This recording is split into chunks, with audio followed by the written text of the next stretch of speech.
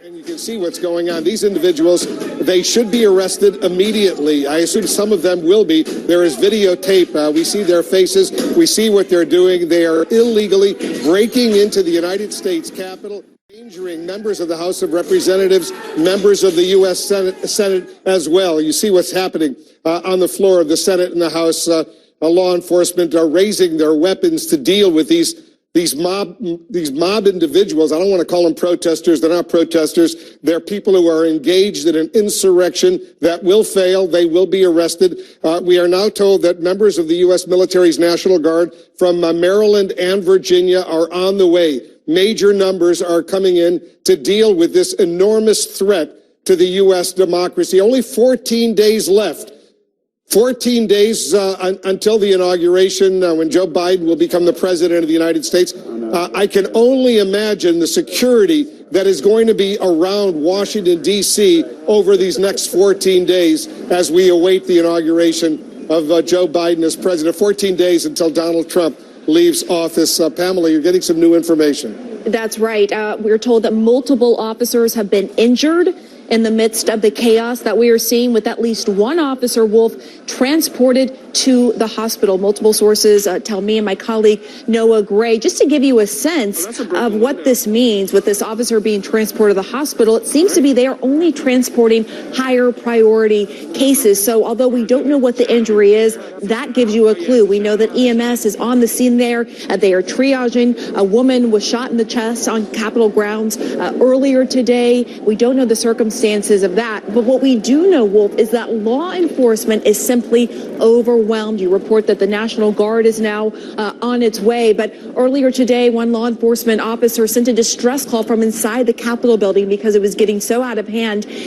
I do know from talking to sources that police from surrounding areas are coming, from Virginia State Police, Montgomery County, Maryland Police, Prince George's County, and now multiple officers have been injured, with at least one transported to the hospital. And we're now seeing police in riot gear there, Wolf, trying to contain the crowds, trying to bring a sense of calmness to the chaos. Yeah, the entire D.C. National Guard has now been activated, Pamela, and they're going to be joined by Maryland and Virginia. Military personnel, military troops, they're coming into Washington, D.C. right now. Manu, you're inside the Capitol. We knew that there was a session going on. The vice president was there. The members of the House and the Senate, they had to be evacuated under emergency circumstances. What's the latest?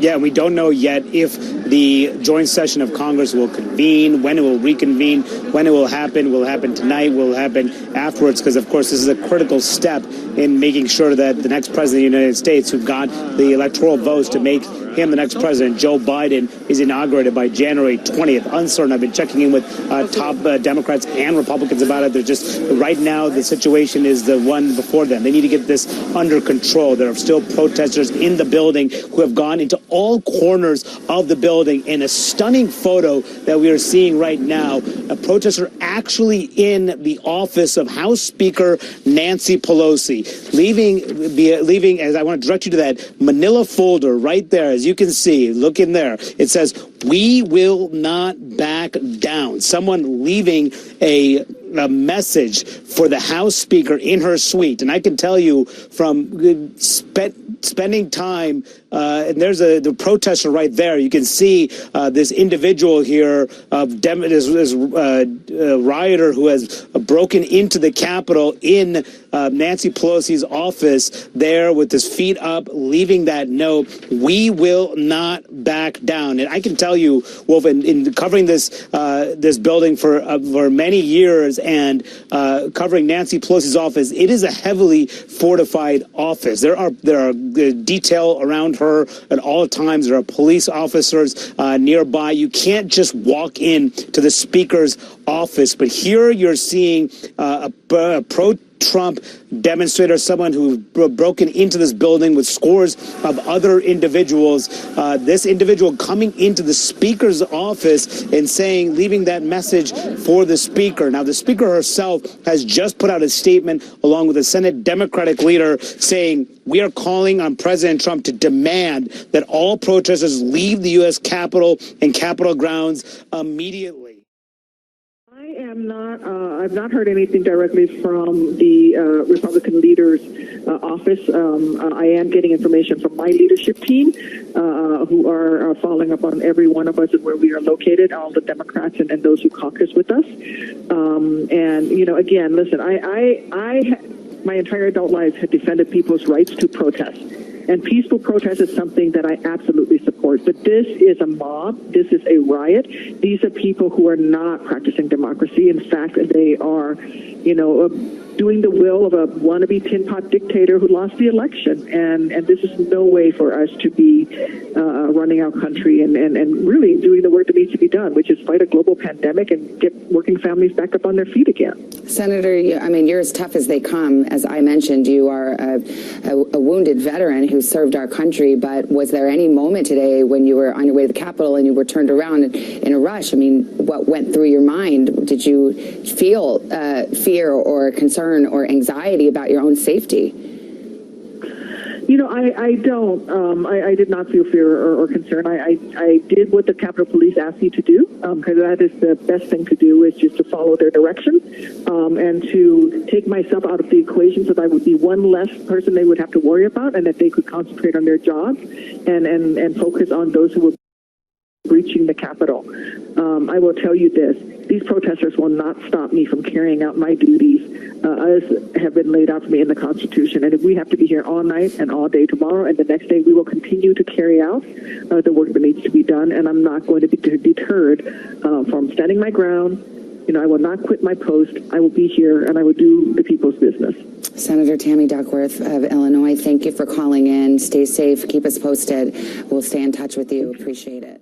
A White House staff that appears to be immobilized, incapable of dealing with the situation. And as Caitlin was just saying, part of the reason why is because the president is just watching this on TV. He is now a spectator of the destruction that he has unleashed. He is not acting as a commander-in-chief anymore. He is just a television viewer-in-chief watching all of this unfold. And it's disgraceful. It's just one of the most disgraceful things I think we're ever going to witness in our lives. No, absolutely. Shame on him. Shame on what he has brought to this country, the destruction and the division and now the violence we see at the U.S. Capitol, stopping the U.S. constitutional duties of the members of Congress from being carried out, to his everlasting shame.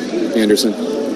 Jake, as you said, this is the legacy of Donald J. Trump and, frankly, of every member of his family who has worked around him, who has supported him and enabled him. His sons, his daughter Ivanka Trump, Jared Kushner. This is what they and all the enablers around him have wrought. The administration, which has called themselves the Law and Order Administration, the president who liked to call himself a Law and Order president. This is what their vision of law and order is. Imagine this was a group of black protesters. Imagine this was a group of thousands of Muslims who had stormed the Capitol. Imagine what would happen then, how the reaction would have been different. Senator Santorum, you worked in, the Senate building. Seeing these images, what do you think? Well, it's heartbreaking. I understand people's anger. I understand a lot of people feel that the country is at stake. But what I don't understand is how people have lost faith in our country to the point where they feel they have to do things like this. That somehow or another that there's just no other opportunity to deal with the challenges that we have in front of us other than to storm the Capitol. That is considered to be a rational act by people who say they love America. If you love America, you understand the greatness of our country is the great institutions we have, and you defend those institutions. You defend our Constitution. You don't try to overturn through violence and protest the things that you say you value. And so I see what's going on here. I see people breaking into the Capitol and breaking into the Senate chamber, and all because they think that their country is being taken away from them. I would just say that you are adding to the hopelessness of people, and you're not doing anything to restore the the greatness of America by tearing it down. Then, So it's then we hear a lot of talk about, you know, the understandably they are grieved. You know, there have been generations of people in this country who have not had rights, who have not had the right to vote, who have not had the right to marry, who have not had the equality that most of us are able to take for granted because of the zip code we were born in and the color of our skin, or our status in society. And so the idea that these people feel themselves so aggrieved, I mean, there were generations of people who actually had real grievances.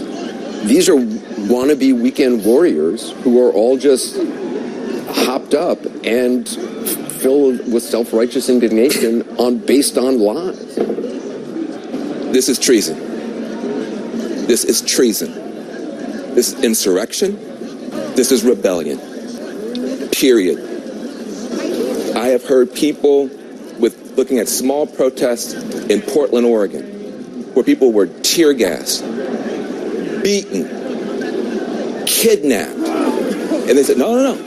Whatever you do to those protesters is okay, because we have to have law and order. We have to have law and order. This is rebellion. It is treason. It is lawlessness. It is unacceptable. And we are on a glide path at this point to having to look down the barrel of possible civil war.